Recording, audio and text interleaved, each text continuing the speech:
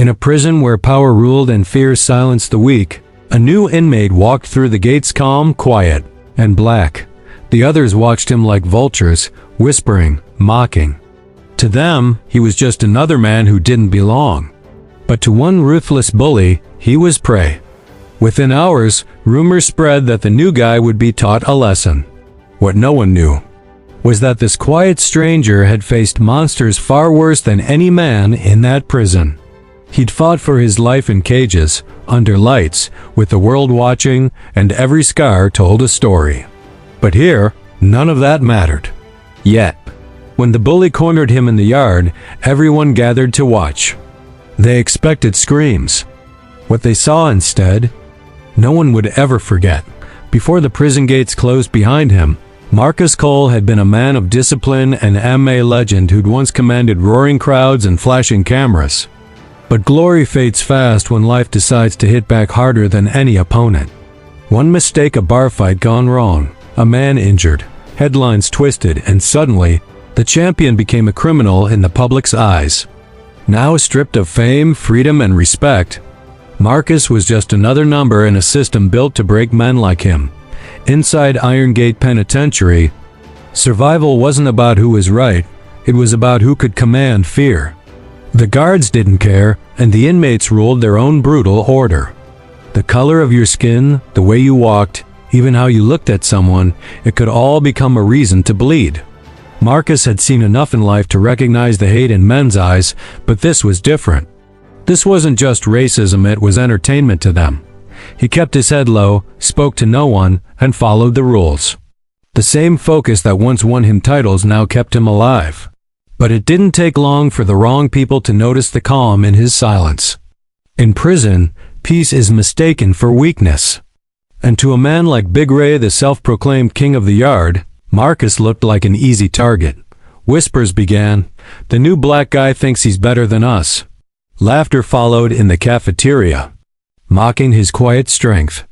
Marcus didn't flinch. He'd learned long ago that the loudest man in the room is usually the weakest. But when the days passed and Ray's crew kept closing in, blocking his path, bumping his shoulder, stealing his food, it became clear. The storm was coming. And this time, it wouldn't be a match in a cage. It would be survival in a pit of hate. Days turned into weeks inside Iron Gate. And Marcus's calm presence began to irritate the wrong kind of men. Big Ray, the prison's loudest and most feared bully, had ruled the yard for years. His word was law, his fists the punishment. He was a mountain of muscle, tattooed from neck to toe, and fueled by a cruel delight in breaking others. The guards looked the other way. Some even laughed when he humiliated new inmates. It was his playground. When Marcus arrived, quiet and composed, something about him provoked Ray's ego. "Ain't no man that calm unless he's hiding fear," Ray told his crew one afternoon. "We'll see how calm he stays when I'm done with him." The challenge was set long before Marcus even knew he'd been marked. Each day, the tension grew. In the cafeteria, Ray's men bumped into Marcus, spilling food on his uniform. In the showers, they'd block the exit, laughing as if waiting for him to react. Marcus didn't. He kept his silence, cleaning his tray, walking away, never once raising his voice. The guards noticed, the inmates whispered. A few even respected his restraint. But in prison, peace doesn't last long, especially when you're a black man who refuses to bow. Ray's crew began calling him Pretty Boy, mocking his calm nature and athletic build. One evening in the yard, they surrounded him near the fence. Ray stood at the center, smirking. "You think you're better than me, boy?" The word cut deep, a racial venom Marcus had heard before, but this time it carried a threat. He looked at Ray once, expressionless, then turned to walk away. The yard went silent. No one had ever turned their back on Big Ray and walked off breathing. The next morning, Ray made sure everyone knew what was coming. "Today," he growled, "the yard gets a show." The rumor spread fast. The new black inmate was going to get destroyed. Even the guards were betting quietly on how long Marcus would last. When the sun rose over the cracked concrete yard, the tension was thick enough to taste. Marcus sat on the edge of the bleachers, eyes closed, breathing slow. His mind wasn't in prison, it was in the octagon years ago, where the noise of the crowd vanished before every fight. He had learned to see violence before it came, to anticipate chaos and control it. But this wasn't a fight for belts or pride. This was about survival. And respect out at noon, the siren blared for yard time. Ray strutted out first, followed by his crew and a crowd hungry for spectacle. The guards leaned on the fences, pretending not to notice. The sun blazed down as the circle began to form around Marcus. Ray shouted across the yard, "Time to show the new guy how things work in here." Laughter echoed off the walls. Marcus rose slowly, stretching his arms, calm as still water. For a second, the crowd hesitated. Something in his composure didn't fit the role of a victim. But before they could think twice, Ray charged forward, swinging a massive punch meant to crush. Marcus moved like lightning. Years of training, muscle memory, and instinct exploded in a single moment. He ducked, sidestepped, and drove his elbow into Ray's ribs with surgical precision. The sound a deep thud cut through the yard.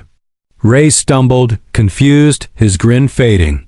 He came again, angrier this time, throwing wild punches. Marcus didn't fight back with rage, he fought with control. 2 strikes, 1 block, and Ray was on his knees gasping for air. The crowd froze. They had never seen Big Ray bleed. The silence that followed was deafening. Marcus didn't smile. Didn't gloat, he just stepped back and said quietly, "I told you. I don't want trouble." But trouble was already unleashed. Ray's pride was shattered and humiliation burned deeper than pain. That night, the whispers spread through every cell block. The black inmate dropped Big Ray. The same man who once mocked. Marcus now looked at him with awe or fear. But Marcus knew the fight wasn't over. In prison, one victory only paints a bigger target on your back. And when hate runs deep, strength alone isn't enough to save you. That night, the prison buzzed with unease. The yard was quiet, but whispers filled the air like smoke. No one had ever humiliated Big Ray before, and no one had walked away from him alive afterward. Inmates peeked from their cells, waiting for the payback they knew was coming. But Marcus, sitting alone on his bunk, felt no fear. Years of discipline had hardened his nerves. He'd fought champions, men with skill and hunger. But hatred was different.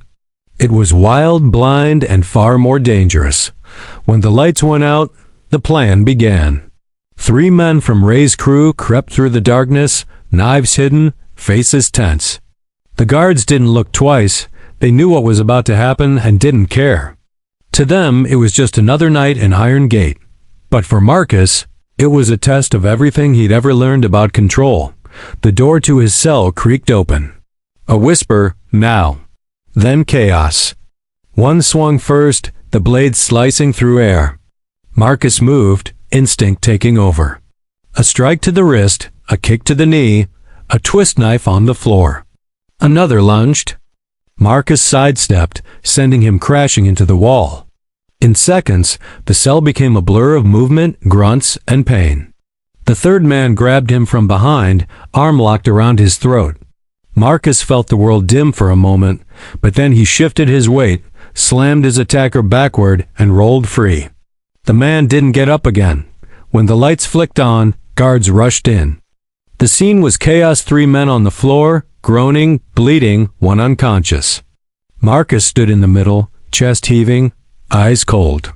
He hadn't killed them. He didn't need to. His restraint spoke louder than any punch. The warden arrived, furious, demanding answers.